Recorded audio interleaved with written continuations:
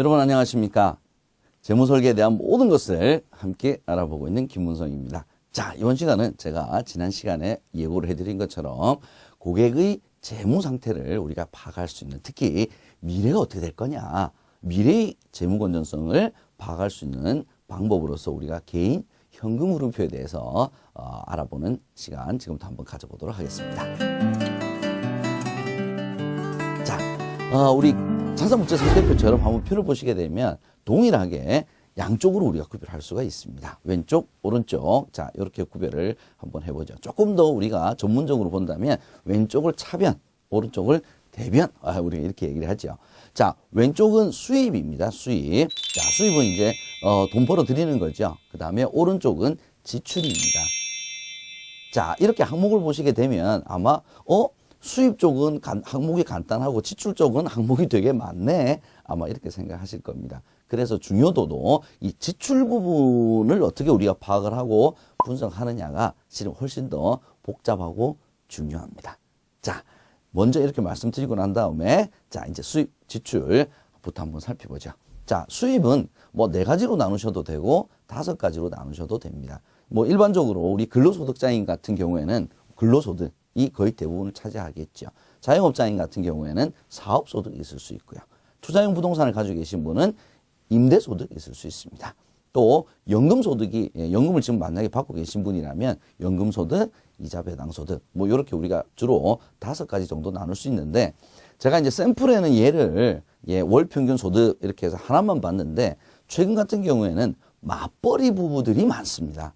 그죠? 자, 맞벌이 부부인 경우에는 소득 원별로 각자의 소득의 원천과 금액을 파악하는 것이 가장 큰 핵심입니다. 자, 왜냐? 이 주소득원을 파악을 하고요. 그 소득원의 소득 원천과 금액을 우리가 파악하는 이유는 바로 보장 설계 때문에 그렇습니다. 자, 보장이라고 하는 것이 바로 주소득원이 사망이라든지 기타 질병, 재해와 같이 이런 사건 때문에 소득을 일으키지 못하게 될 경우를 대비를 하는 것이기 때문에 적정한 보장 규모가 얼마이냐, 또는 가족원들 중에 어떤 사람이 가장 보장 설계에 있어서 우선되느냐를 우리가 결정하기 위해서는 주소득원이 누구이며 또 그 주소득원의 소득이 얼마인지, 그리고 원천이 얼마인지를 소득원별로 반드시 구별을 해 주실 필요가 있습니다. 자, 그것만 유의하시면 될 것 같고요. 여기서 또 중요한 점은 뭐냐면 소득에 세금이 포함이 되느냐 안 되느냐가 또 이게 중요합니다. 왜냐하면 자, 세금뿐만 아니고 4대 보험도 이제 근로소득자 같은 게 다 빠지죠, 그죠? 자, 그래서 실질적으로는 이 소득을 우리가 파악을 할 때는 가처분 소득으로 파악을 하는 것이 좋습니다. 자, 명목상 금액이 얼마냐 하는 것보다 고객이 실제 가용할 수 있는 금액이 얼마냐가 실은 훨씬 더 중요하겠죠. 그래서 뭐 수입에서 전체를 다 포함을 하고 지출해서 그 부분을 오히려 빼주셔도 괜찮고요. 근데 그렇게 하면 서로 복잡하니까 오히려 어차피 이 현금 흐름표는 끝자리까지, 이론까지 딱 맞아 떨어질 수는 없습니다. 다만 차이가 어마운트를 하셔도 되는데 차이가 100만 원 단위가 난다면 그건 안 되겠죠. 그죠? 그래서 이런 부분들이 오차가 생길 수 있다라는 것만 여러분들께서 마음속에 딱 가지시고 작성, 분석을 해주시면 좋겠습니다. 자, 지출 부분 보겠습니다. 자, 지출은 이 지출 부분도 어떻게 이제 항목을 정하느냐, 또 여러 가지 방법이 있고 논란이 많이 있습니다만은 제가 샘플은 이렇게 제가 여러 가지로 이렇게 작성을 해왔는데, 간단하게 보시게 되면 크게 소비 지출이냐 비소비 지출이냐, 이렇게 여러분께서 우선 구별을 해주시면 좋겠습니다. 자, 소비 지출, 비소비 지출 먼저 한번 구별 한번 해보죠. 자, 소비 지출이라고 하는 것은 뭐냐면 쓰고 없어지는 거죠. 가장 대표적인 것이 바로 생활비와 교육비다, 이렇게 생각하시면 좋겠습니다. 원래 이론적으로 보게 되면 생활비도 굉장히 여러 항목으로 나눕니다. 뭐 수도광열비라든지 외식비라든지 아니면 뭐 문화생활비라든지 뭐 여러 가지, 외식비 뭐 많이 있겠죠, 그죠? 근데 그걸 다 구별해서 나눈다는 것이 실은 큰 의미가 없습니다. 왜냐하면 매달 이걸 그 항목에 따라서 나누어서 작성을 하고 생각을 하고 계신 분들이 그렇게 많지도 않을 뿐더러 매월 일정하게 이 금액을 쓰는 것도 아니기 때문에 전체적으로 한 달에 총 생활비가 얼마 정도 쓴다라는 것만 여러분께서 가이드라인을 제시를 한다라고 생각을 하시고, 금액을 확정을 해 주시되 플러스 마이너스가 있을 수 있다라는 것만 생각해 주시면 좋을 것 같습니다. 자, 두 번째는 바로 중요한 소비 지출 중에 하나가 우리나라는 교육비입니다. 자, 교육비는 우리나라 이제 부모들 같은 경우는 실은 교육비는 거의 의식주와 똑같습니다. 저는 그래서 뭐라고 이야기를 하냐면, 의식주 교육비까지가 필수적으로 써야 되는 항목에 교육비가 이렇게 포함이 돼야 된다라고 저는 말씀을 드리고 싶습니다. 자, 자식에 대한 교육에 대한 열정을 생각을 해보면 실은 소득이 줄어들더라도 교육비를 당장 줄이는 가정이 그렇게 많지가 않습니다. 그래서 이 교육비가 또 필수 지출로 인식이 되기 때문에 다른 재무 목표를 위해서 우리가 저축을 하자라고 했을 때 이건 줄일 수 있는 항목이 아니기 때문에 제가 따로 그만큼 중요도를 크게 생각을 해서 생활비, 교육비로 우리가 소비 지출을 따로 좀 떼서 보시는 것이 좋겠다라고 제가 여러분께 말씀드리고 싶은 겁니다. 자, 비소비 지출은 우리가 뭐 기타 지출이라고도 이야기를 할 수가 있습니다. 뭐 적금이라든지 연금이라든지 아니면 기타 우리 그 저축하는 것들 있을 수 있겠죠. 네, 다양한 뭐 주식 적립형 펀드라든지 그런 것들 아니면 뭐 국민연금이라든지 세금이라든지 이런 것들도 지금 다 포함이 되는데, 자, 소득 부분에서 제가 가처분 소득으로만 하자 그랬죠. 그죠? 그럼 이미 그런 부분들은 다 빠져 있기 때문에 저축하는 것만 여러분께서 기타 지출 내지는 비소비 지출로 인식을 해주시면 좋겠습니다. 자, 또 하나는 바로 보장성 보험입니다. 보장성 보험은 실은 우리가 나중에 자산으로 인식을 하지는 않습니다. 자산으로 인식하지는 않습니다. 오히려 비용으로 인식할 가능성이 높죠. 또 하나는 뭐냐면 돈을 내는 사람을 위해서 하는 것이 아니고, 그죠? 나머지 가족을 위해서 하는 거기 때문에 이건 자산으로 보지는 않습니다. 하지만 중요한 지출 항목 중에 하나고요. 이렇게 지출 항목을 이렇게 쭉 나열을 해보고 나면 소득 대비 어느 정도의 소비 성향을 가지고 있구나. 또 하나는 수입 대비 어느 정도의 교육비 지출을 하고 있구나에 따라서 교육비라고 하는 것은 자녀 숫자에 맞춰서 장기적으로 봤을 때 대학 졸업이라고 하는 시점이 어느 정도 정해져 있습니다. 그래서 이 교육비 지출이 어느 시점에, 미래 어느 시점에 어느 정도의 돈이 필요하고 또 이걸 위해서 어떻게 준비를 해야 된다라고 하는 매칭이 가능하기 때문에 실은 이 교육비라고 하는 부분이 또 하나의 중요성을 가지고 있습니다. 자, 이렇게 지출 항목을 파악을 함으로써 지금 현재 보장성의 지금 상품들에 어느 정도의 금액을 지금 투여를 하고 있구나. 월 소득 대비 어느 정도를 지금 하고 있구나. 또한 월 수입 대비 어느 정도 지금 미래를 위해서 목돈을 만드는 저축을 지금 하고 있구나라고 하는 것을 우리가 알 수가 있습니다. 또한 대출금 상환도 굉장히 중요한 비소비 지출 중에 하나입니다. 그래서 대출금 지금 상환을 지금 하고 있다면 이 금액을 통해서 어느 정도 규모가 되겠구나. 그리고 지금 원금과 이자를 같이 상환하고 있구나. 아니면 이자만 상환하고 있구나. 또 우리가 쉽게 알 수가 있습니다. 그래서 실은 이렇게 현금 흐름표만 잘 작성을 상세하게 한다면 지금 현재 이 고객이 가지고 있는 자산 부채의 축적이 어떤 원인으로 해서 축적이 됐구나. 또 우리가 과거를 이해할 수 있고요. 또 하나는 뭐냐면 지금 현재 이 상태를 통해서 미래의 이 고객의 재무적 상황이 어떻겠구나도 우리가 알 수가 있습니다. 왜냐? 자, 수입입니다.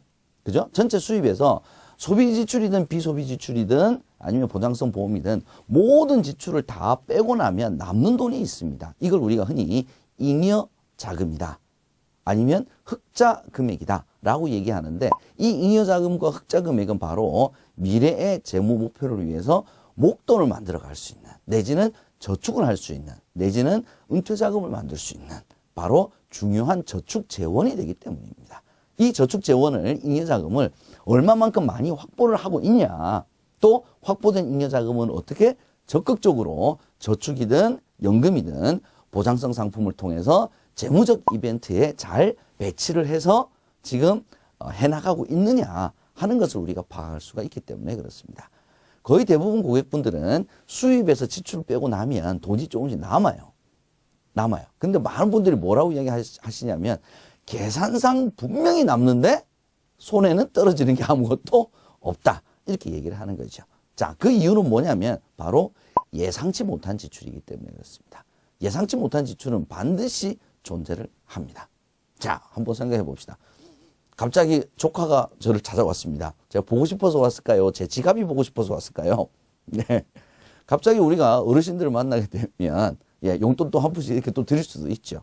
이게, 우리나라는 특히 이렇게 정해지지 않는, 정규적이지 않는 비정규적인 지출이 실은 너무 많죠. 자, 그런 것들 때문에 실질적으로는 계산상 분명히 흑자 금액이 남아야 되는데, 여유 자금이 생겨야 되는데 실은 저축할 수 있는 재원 자체가 여유가 잘 안 생기는 거죠. 그래서 어떡하냐? 예. 그래서 한번 작성을 해보자는 겁니다.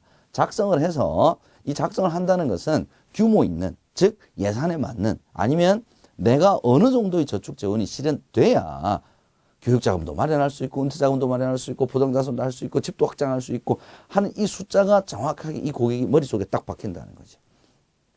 이게 박혀야 뭘 할 수 있냐면 수입은 단기적으로 늘리기 어렵습니다. 근데 지출은 통제 내지는 조절할 수가 있습니다.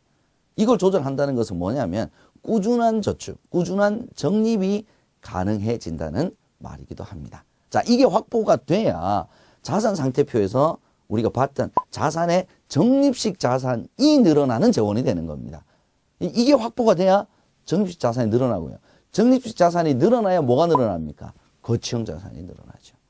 그래서 결국 이 고객의 장기적인 가계 재무 건전성은 바로 이 흑자 금액 내지는 잉여 자금에서 비롯된다. 이렇게 여러분들께서 생각을 하셔도 전혀 지장이 없겠습니다.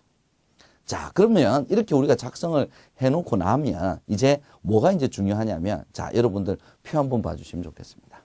자, 이 표가 뭐냐면 통계청에서 발표한 이제 분기별 우리나라 전체 가구주 연령대별로 내지는 가구 원수에 따라서 평균 소득이 얼마이냐, 그리고 어떤 항목의 평균 얼마 정도를 쓰고 있는지를 발표한 자료입니다. 월 평균 가계 수지를 분석하는 기본 통계표입니다.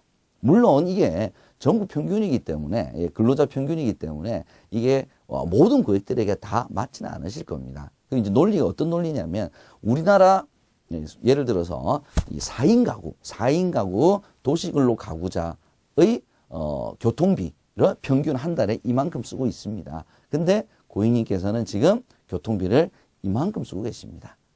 그래서 평균 정도 금액으로 만약에 줄이신다면 요 금액 정도를 더 저축을 할 수 있는 여력이 생기십니다. 야, 이렇게 우리가 이제 숫자를 이야기를 하는 거죠.